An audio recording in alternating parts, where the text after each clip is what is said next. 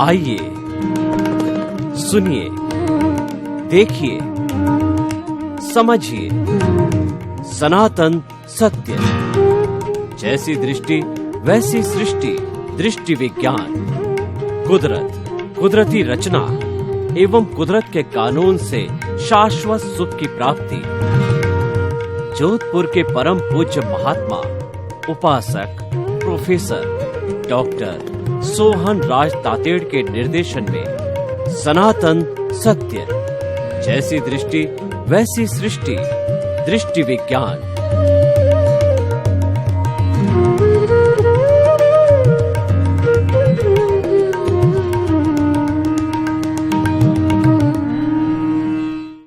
भाई और बहनों, मातृशक्ति को नमन।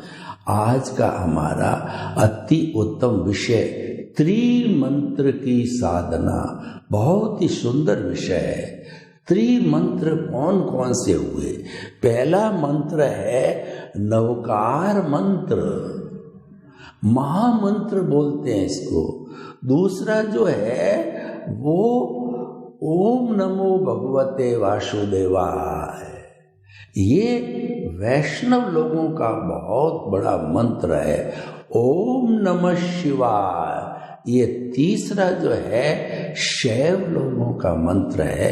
ये तीन मंत्र जो है बहुत ज्यादा प्रचलित है, प्रसिद्ध है। और इसमें भारतवर्ष की अधिकतम जनसंख्या जो है इन तीनों में से किसी न किसी को जो है वो पालन करते हैं, वो अपने जीवन का लक्ष्य बनाते हैं और उसी की सत्संग करते हैं।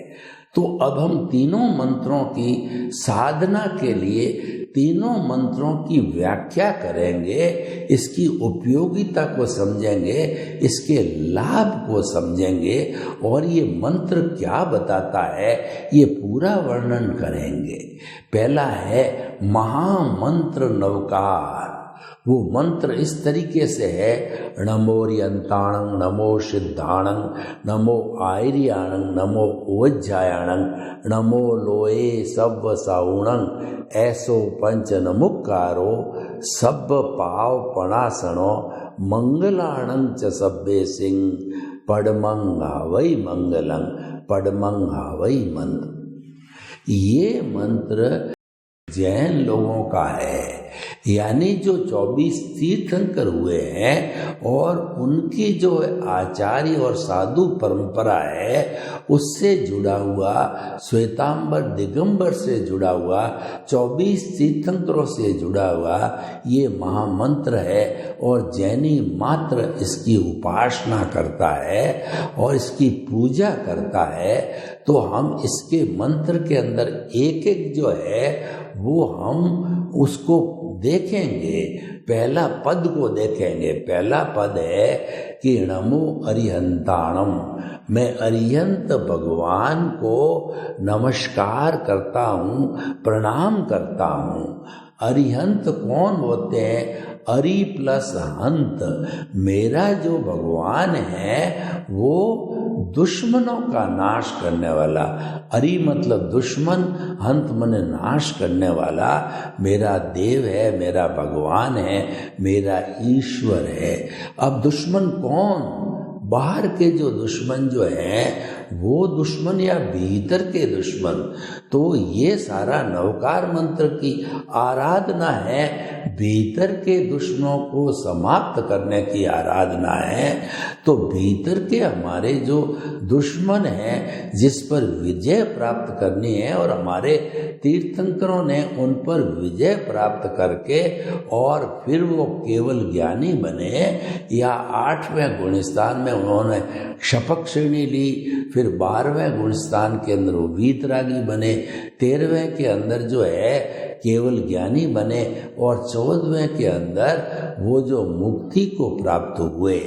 तो जो है ये हमारे दुश्मन है, क्रोध, अहंकार, माया और लोभ।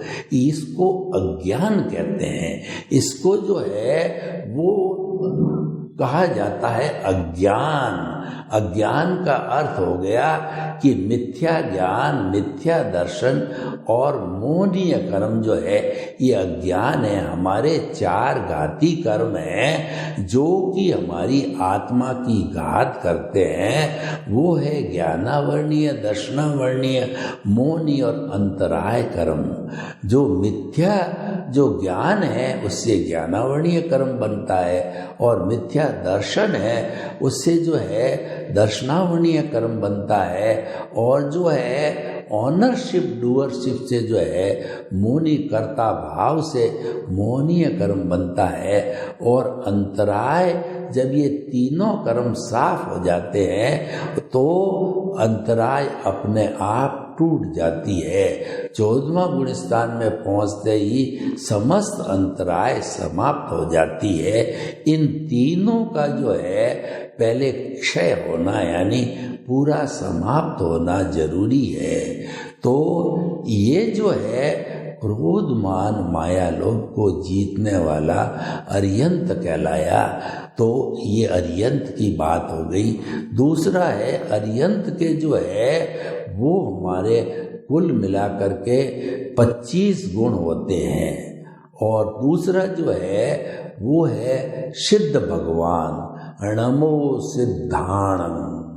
सिद्ध भगवान वो है कि 8 तरह के समस्त कर्मों को, समस्त अज्ञान को समाप्त करके जो 14वें गुण स्थान पार सिद्ध बुद्ध मुक्त हो गए हैं, और वो सिद्ध शिला में विराजमान होकर के उन्होंने शाश्वत सुख की प्राप्ति की। और ऐसे सिद्ध भगवान हमारे इस जो है वो चराचर जगत जो हमारा है उस जगत के अंदर 84 में घूमने के लिए वो कभी नहीं आते हैं। वो तो वहीं विराजमान हो जाते हैं, ईश्वर कहलाते हैं, और वो आनंद का धाम बन जाते हैं।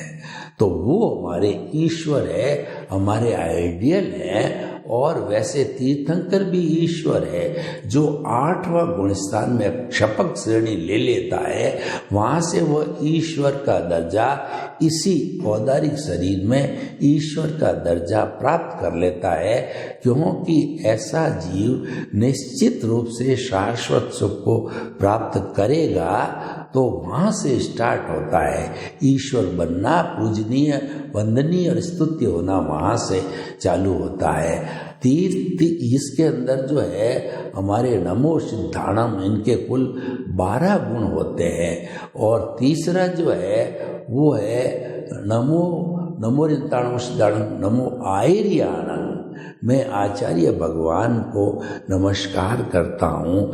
आचार्य भगवान होते हैं वो तीर्थंकर के प्रतिनिधि होते हैं, क्योंकि आज हमारे भरत क्षेत्र में देखें तो कोई तीर्थंकर विराजमान नहीं है, लेकिन अपने अपने संघ के आचार्य को तीर्थंकर प्रतिनिधि मान करके हम उनकी जो है सेवा करते हैं और उनके उपदेशों को ग्रहण करते हैं और अपने जीवन को धन्य बनाते हैं। इनके कुल 36 गुण होते हैं, और ये जो है साधु बनने की दीक्षा देते हैं, और जो अपना अपना संप्रदाय होता है उसके हेड होते हैं, उसकी सारना वारणा करते हैं। तो वह आचार्य जो है वो मुख्य हो जाता है उस संप्रदाय का। और नमो उवज्जायाणाम, नमो उवज्जायाणाम मतलब उपाध्याय लोग, जो पढ़ने पढ़ाने का, आगम को याद करने का, आगम का उपदेश देने का विशिष्ट ज्ञान वाले व्यक्ति होते हैं, वो उपाध्याय कहलाते हैं। उन उपाध्यायों को मैं प्रणाम करता हूँ, नमस्कार करता हूँ, जो आगम का ज्ञान देते हैं। इनके 25 गुण बताए। और नमो लोए सब साउणं, लोक के सब साधुओं को जो 5 महाव्रती है, ये से जुड़ा हुआ ये है अर्यंतो माँ देवो जावक जीवं सुसाहुनो गुणो जिन पनंग पतंग ये मैं गय्यम। यानी कि जो मेरे देव है अरियंतो माँ देवो, मेरे भगवान इष्ट ईश्वर है वो अरियंत है। अरियंतो माँ देवो जावक जीवन सुसाहुनो गुरुनो, जो जीवन पर्यंत 5 महाव्रत का जो है वो शालीनता से अनुसरण करते हैं, उनको जो है मैं मेरा गुरु मानता हूँ। तो अरियंतो माँ देवो जावक जीवन सुसाहुनो गुरुनो, जिन पनतंग तत्तंग, यानी जिन भगवान के द्वारा रूपित प्ररूपित जो है धर्म को मैंने स्वीकार किया है, वह जैन धर्म है, वो जो है निर्ग्रंथ धर्म है, उसको मैंने स्वीकार किया। जिन वाणी को स्वीकार किया है, अरियंतो म देवो जावक जीवम सुसाउनो गुणो, जिन पनक्तं तत्तंग ये समत्तंग मैं गयम, ये जो है मैंने जो है प्रतिपालना की है, मैं इसका जीवन पर्यंत जो है पालन करता रहूँगा। तो ये नवकार मंत्र हो गया।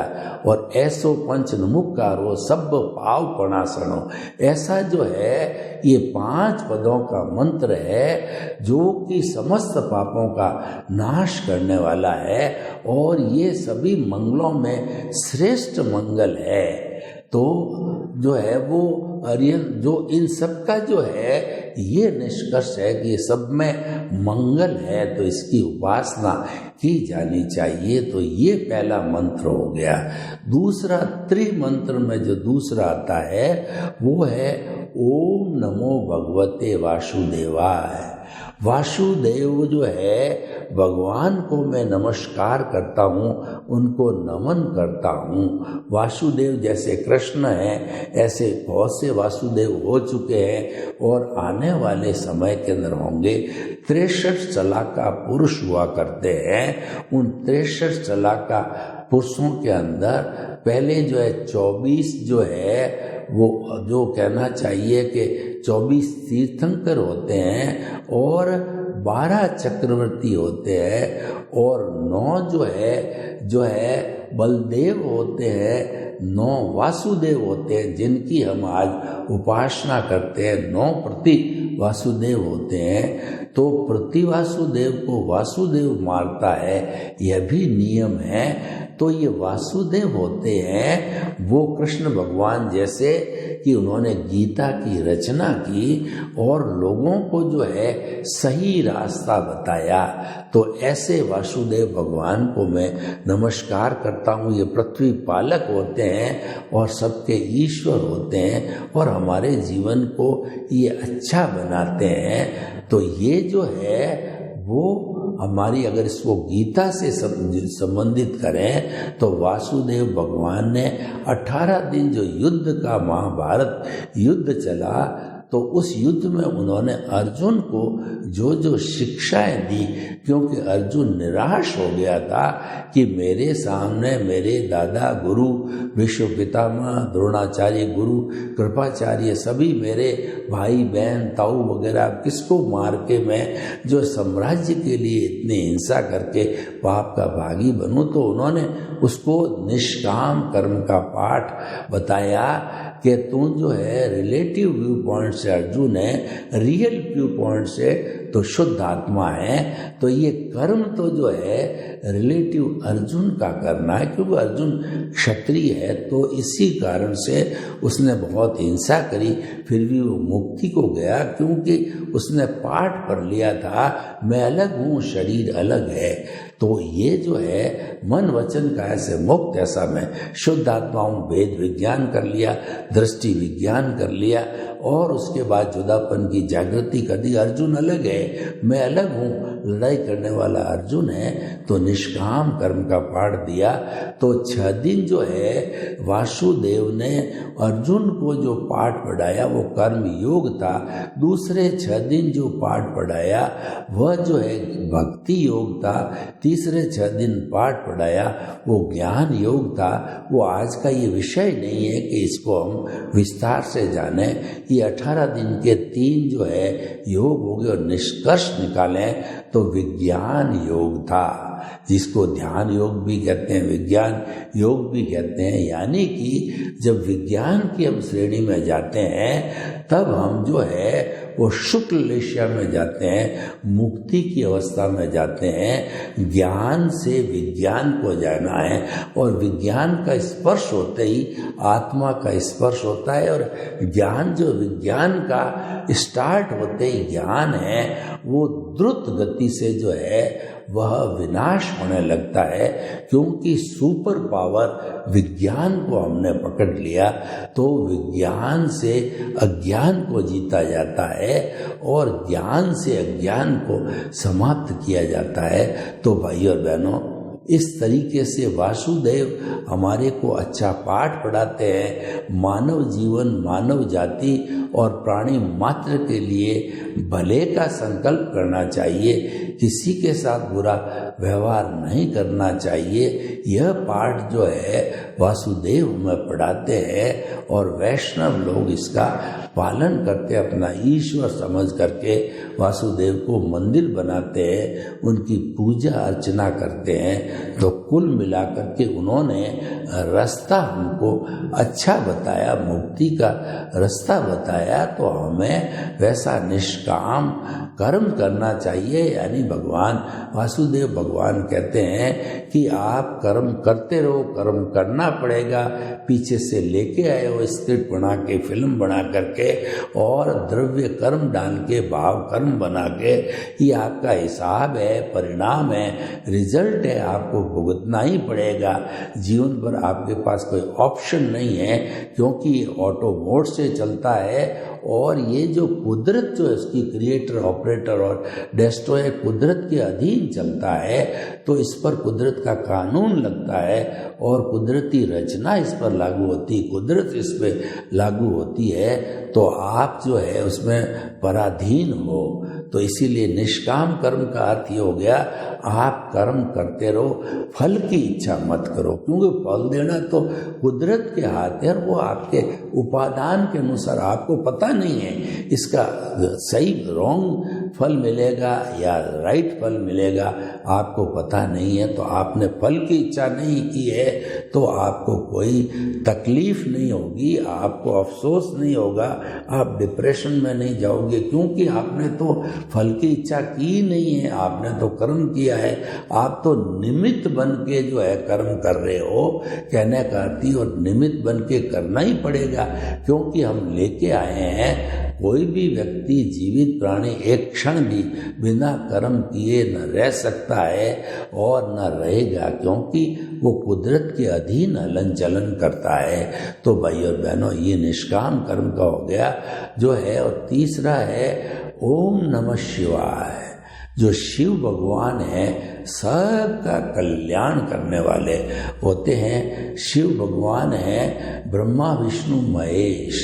ब्रह्मा सृजन करते हैं दुनिया का, विष्णु पालन पोषण करते हैं और शिव भगवान है उनका रक्षण करते हैं। जो लोग जो है वो सज्जन होते हैं उनकी रक्षा करते हैं और दुर्जन होते हैं उनकी तांडव नृत्य करके उनको पनिशमेंट देते हैं, भस्मीभूत करते हैं। समाज के अंदर बुरे तत्व और बुराई आ जाती है तो शिव भगवान का ओम नमः शिवाय का सूत्र बहुत काम करता है। यानी कि जो गलत चीज़ें हैं वो धीरे धीरे इस मंत्र के उपचार से, इस मंत्र को जो है जो एकाग्र के साथ में चांटिंग करने से वो बुरे तत्व, बुरी चीज़ें वो धीरे धीरे समाप्त होने लग जाती है।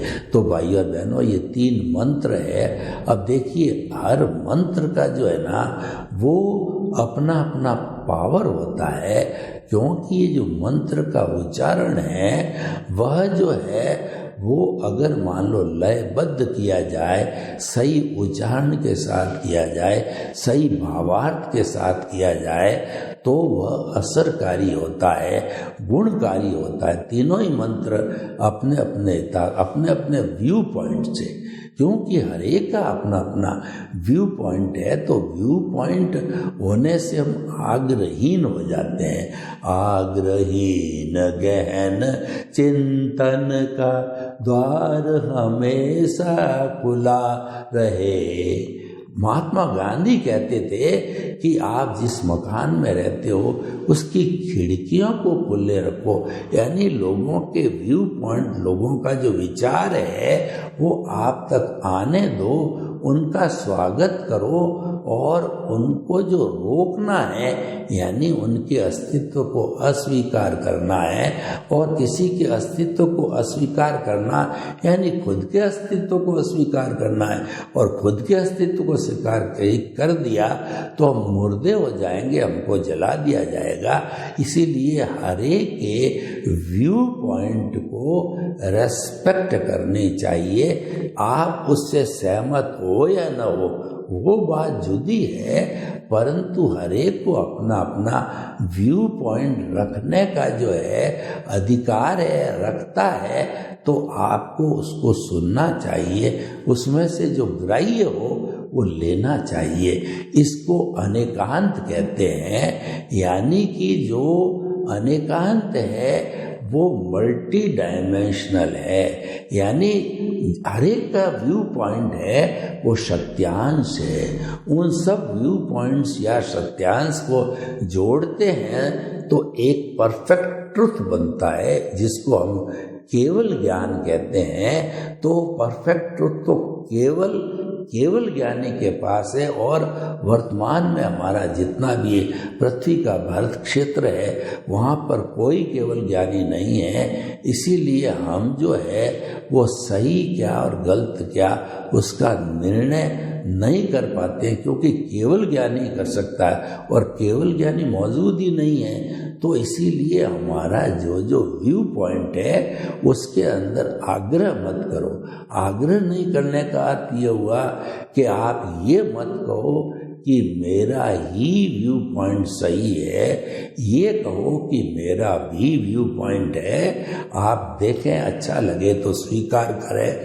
तो भी कहने से क्या हम सापेक्ष हो गए और ही कहने से हम निरपेक्ष हो गए, क्योंकि ही कहने वाला केवल ज्ञानी परफेक्ट ट्रुथ है, जिसमें सारे जो मल्टी डायमेंशनल ट्रुथ है, सारे व्यू पॉइंट मिल जाते हैं। वो केवल ज्ञान एक समुंदर है, उसके अंदर मिलते हैं। हमारे पास तो सत्यांश है, और हम जितने रिलेटिव रहते हैं दुनिया के अंदर उतने हमारा विकास होता है, हमारी पहचान बढ़ती है, हमारी इज्जत बढ़ती है, और हम लोगों को दे भी पाते हैं और ले भी पाते हैं। ये सापेक्ष जीवन ही आज में अच्छा जीवन कहलाता है। इसीलिए जो है परस्परो गुरो जीवा नाम कहा गया है कि हर जो है प्राणी है उसके साथ के अंदर जो है परस्पर सहयोग करना चाहिए।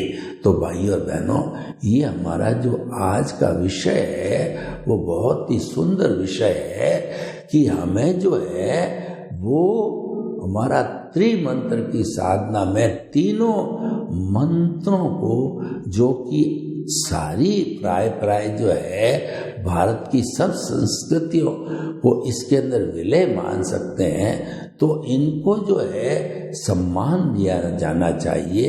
इसका अर्थ हो गया कि सर्वधर्म समभाव, हमारे को जो है सबको समानता का दर्जा देना चाहिए और सभी धर्मों के प्रति जो है अच्छे भाव रखने चाहिए, समभाव रखना चाहिए, उसके प्रति सम्मान के भाव रखना चाहिए, और उनकी बात को हमें, उनके व्यू पॉइंट को हमें समझना चाहिए। हर एक के व्यू पॉइंट को समझेंगे, अच्छा होगा आप स्वीकार करो, और अगर आपको अच्छा न लगे तो आप उसको अस्वीकार करो। लेकिन सुनना तो सबको है ना, क्योंकि हर एक का व्यू पॉइंट है। अगर हम दूसरे का व्यू पॉइंट सुनेंगे नहीं तो फिर हमारा व्यू पॉइंट कौन सुनेगा। तो ये परस्पर का सहयोग है, और ये सहयोग के कारण ही ये दुनिया चलती है, क्योंकि दुनिया में गिव एंड टेक का फॉर्मूला चलता है कि सम्मान दो और सम्मान लो। आप किसी को सम्मान नहीं देते हो तो आपको कौन सम्मान देगा। आप किसी का सहयोग नहीं करते हो तो आपको कौन सहयोग करेगा। तो इसीलिए हमें समन्वयवादी, हमें जो है अनेकांतवादी होना चाहिए, एकांतवादी नहीं होना चाहिए। तभी हमारा जो है ये त्रिमंत्र की साधना सफल होगी। क्योंकि इतनी बड़ी दुनिया है तो वो एक मंत्र का पालन कैसे कर सकती। इसके अलावा भी छोटे बड़े बहुत मंत्र है, सभी जो है अच्छाई के रूप में है, सभी आत्म कल्याण के मंत्र होते हैं। तो उसमें किसी का विरोध करने की आवश्यकता नहीं। ये कोई राजनीति का विषय नहीं है कि जो आप विरोध के लिए विरोध किया जाए, ऐसा नहीं है। ये तो हमारा स्पिरिचुअल व्यू पॉइंट है, उसमें सबको सम्मान किया जाना चाहिए। तो हम सभी हिल मिल करके त्रिमंत्र की साधना करें। सर्वे भवन्तु सुखिनः, सर्वे सन्तु निरामयाः। लोक के जीवों को सुख मिले, शांति मिले, आनंद मिले, प्रेम मिले, और सब हम मिल करके त्रिमंत्र की अपने अपने व्यू पॉइंट से साधना करें, एक दूसरे का सम्मान करें। आपके प्रति मंगल भावना। ओम शांति।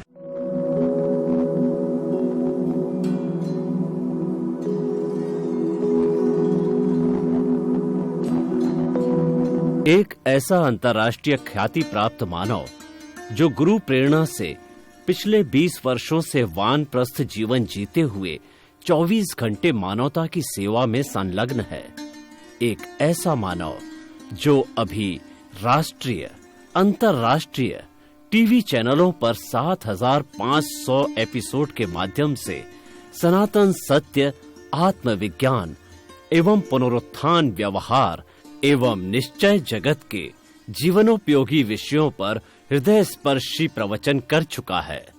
उस मानव का नाम है महात्मा उपासक प्रोफेसर डॉक्टर सोहन राज तातेड़।